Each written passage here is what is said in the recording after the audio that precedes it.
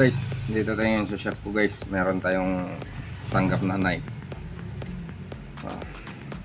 Diba? Ang re-repairin po natin dito yung pinaka-air nya. Ito. Basag na, basag. Yan.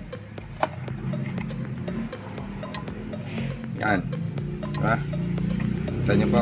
Yan, papalitan natin yan. Siyempre, tanggalin muna natin. Ito, ang pampalit po nito, wala tayong makuhang original nito, kundi gawan siya natin ng paraan. Ito lalagay natin, bibilugin natin yung gilid at yan ang ilagay natin. Marami pong naka-experience ng mga ganito ang sira ng rubber shoes nila pag may air, diba? Basag. Kaya sa mga dalhin nyo sa mga sapatero. Ngayon kung ayaw mo naman palitan ng swilas at ito lang ang papagawa mo, pwede rin naman, pwede rin palit swilas mo. Yan. Kasi wala na siya, warak na siya. Diba? Siyempre muna natin gawin, tanggalin muna natin to para may lapat natin yung gagawin natin. Gagamit yun ng cutter, tapos mag-iingat lang, diba?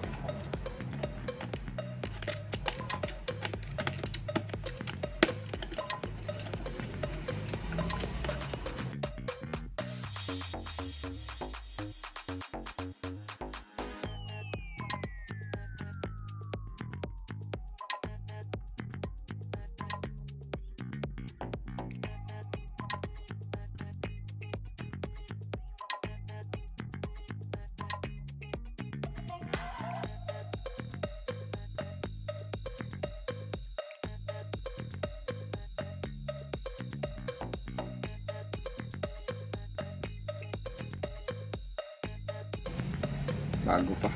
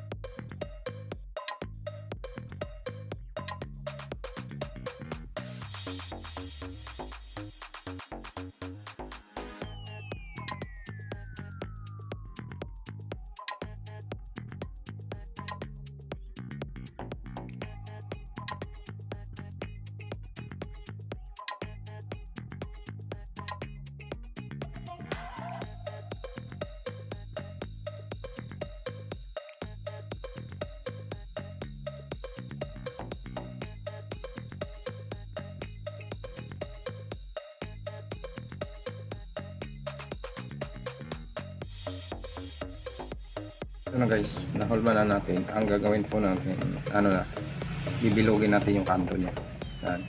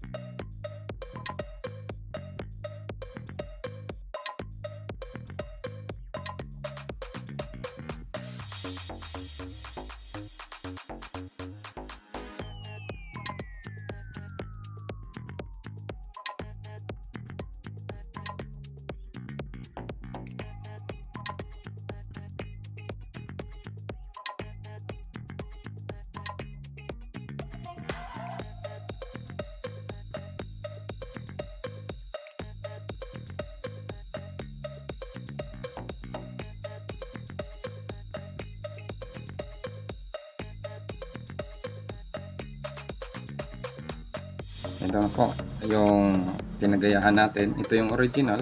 Ito na po yung ikakabit natin. Nakadalawang patong tayo kasi mababa. Ayan. Yung dati niya durog na. Diba?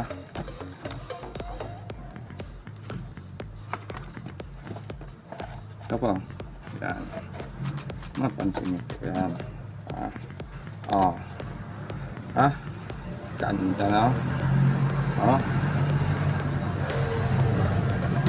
Kanina mababa kasi. Yan. Diba? And ang gagawin po natin, raragbihan na natin para tapos na natin.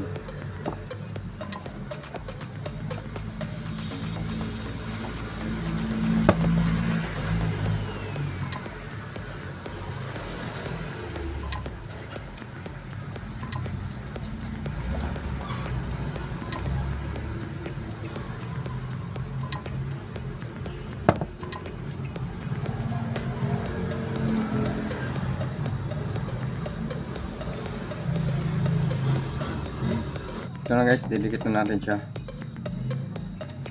Nakaragbi na.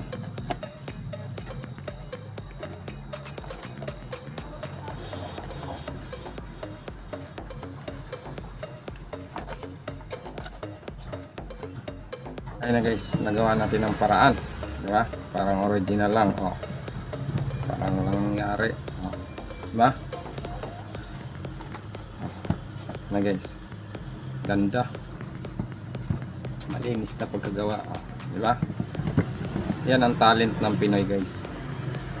Kahit hindi na pwede pang magawa ng paraan. Yan. Kaya guys, maraming salamat sa mga panood ng mga video guys. Thank you.